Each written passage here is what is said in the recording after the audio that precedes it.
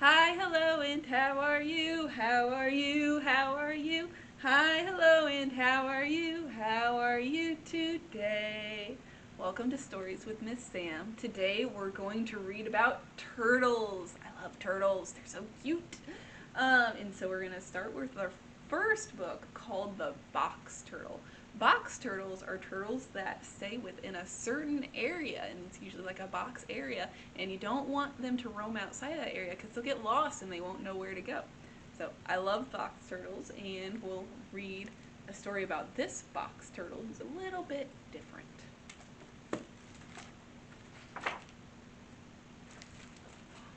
There's the box turtle, the egg's cracking. Let's see what happens. When the little box turtle hatched, his parents noticed something missing. Oh me! Oh my!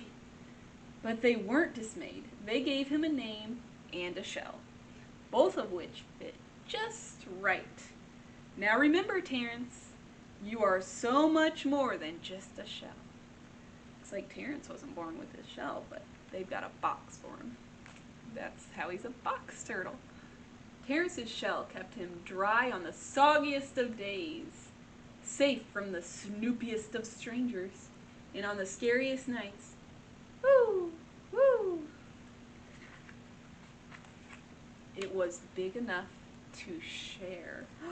Look, he's sharing with his crab friend. Terrence loved his shell until one day. Your shell is weird. That's not nice to say. Suddenly, Terrence's shell seemed too boring, too bizarre, and too big for the little box turtle to bear. Aw. So he abandoned it to search for something better. He left his box behind. A raccoon got it. Terrence searched high and low until... Wowee!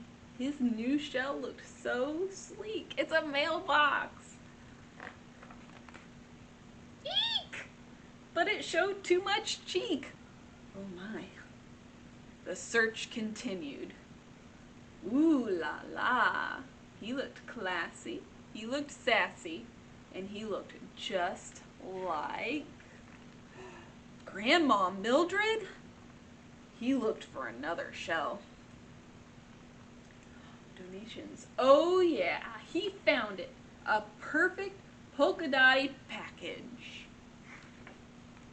Pop! That was positively petrifying. Oh, it's scary. Terrence tried shell. Boom, boom, boom, boom. After shell. Hey! After shell. Bzzz. After shell. Arrgh! But nothing fit. This whole situation stunk. It's a kitty litter. A lot. That cat's kicking litter on his head. That's it. Pluck. I give up. Here you go, scuttle scuttle. Blop. Aw, little crab's giving him his shell. Oh wow! In that moment, the hermit crab showed what it meant to be a friend. Aw, that's so sweet. And the little crustacean was so much more than just a shell. And maybe Terrence was too. Terrence knew what he needed. He's off. But when he found his old shell, oh no! It had changed. The raccoon got it all beat up and it's in the trash. It's okay, we can fix it. There's a little crab. We've got band-aids, we've got toilet paper, we've got tape. Terrence patched on soggy days. He's taping it up. He toiled on chilly nights. He's hammering. And the task grew big enough to share. Look, the raccoon and the crab are helping, and Mom and Dad. Finally, the shell was finished. Look, it's all stripes now, and the crab's got a Band-Aid box, and the raccoon's got a hat. It wasn't sleek or sassy. It was far from perfect and definitely weird. But Terrence wasn't dismayed because this little box turtle was so much more than just his shell. Oh, there's a big heart. The end. Alright, that just goes to show we are all more than what we look like on the outside. And it matters what we have on the inside, like his good friend Crab. Okay, our next book is called Truman. And here we've got Truman, our little turtle, and his friend.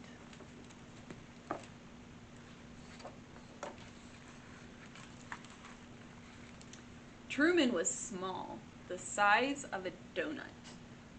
A small donut, and every bit as sweet.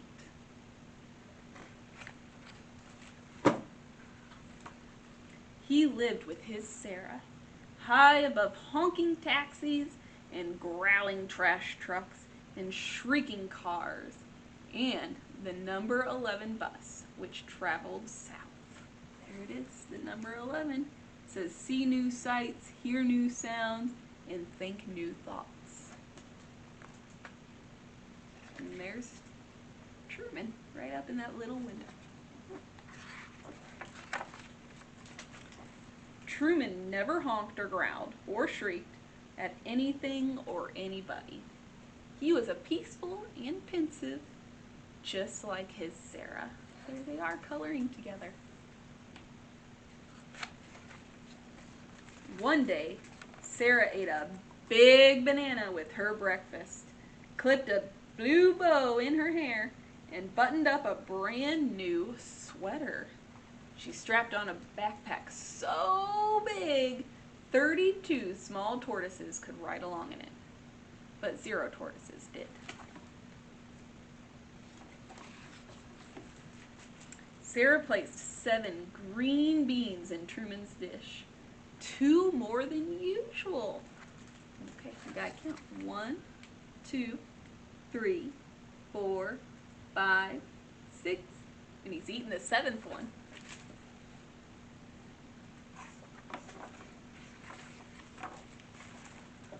She kissed her finger and touched it to his shell and whispered, "Be brave," and then she left. Not to worry, she'd left before, and she'd always returned. But this time, that backpack was particularly big, and Sarah looked particularly pensive. And that banana, and that bow, and let's not forget about those extra beans. Oh no. That's when Truman saw something he'd never seen before. Sarah boarding the number 11 bus going south. The bus roared away. Truman waited for Sarah to return. He waited and waited. He waited 1,000 hours, tortoise hours that is, until he could wait no longer. He would go after his Sarah.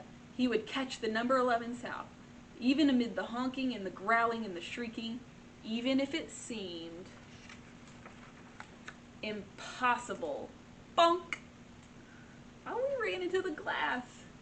And that's when he noticed the rocks, 3 rocks that had always been there. Ordinary rocks that now seemed extraordinary. 1, 2, 3. He's climbing them. And the arm of the couch. There he goes.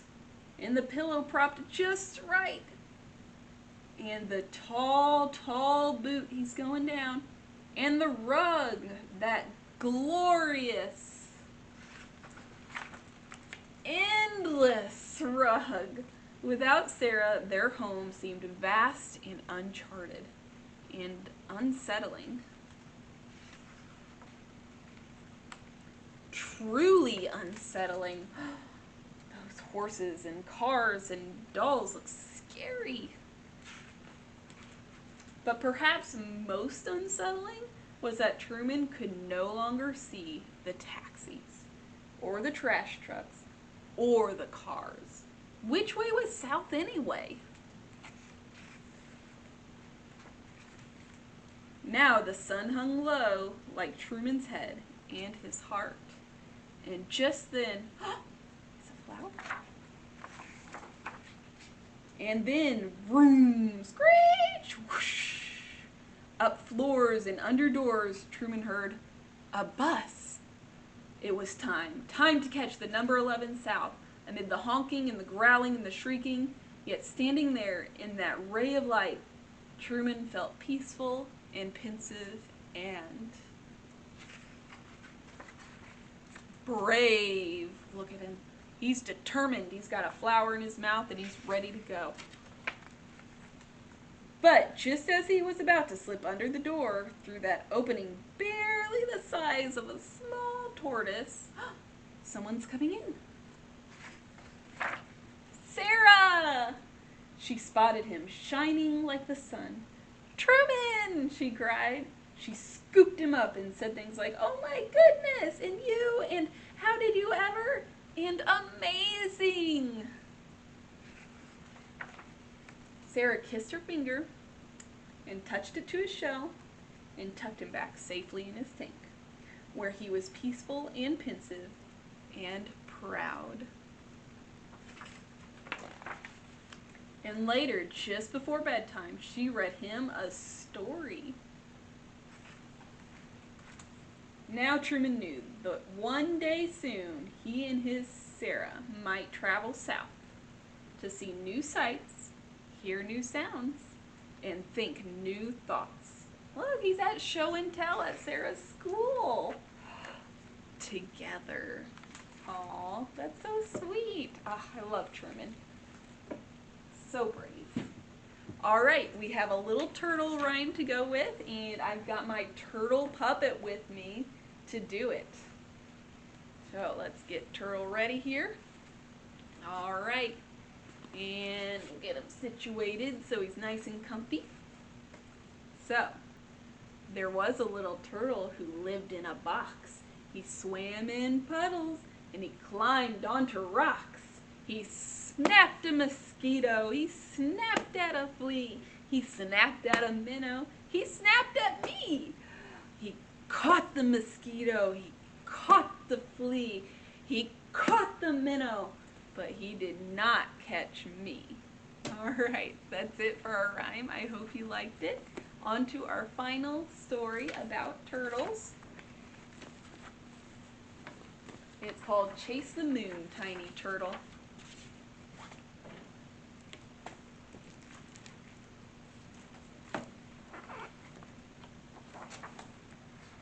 And this is how we learn about turtles. So, up bright, silver light, little egg, summer night. Tap a tap tap, push, creak, crack the shell, sneak a peek. There he is, his eyes.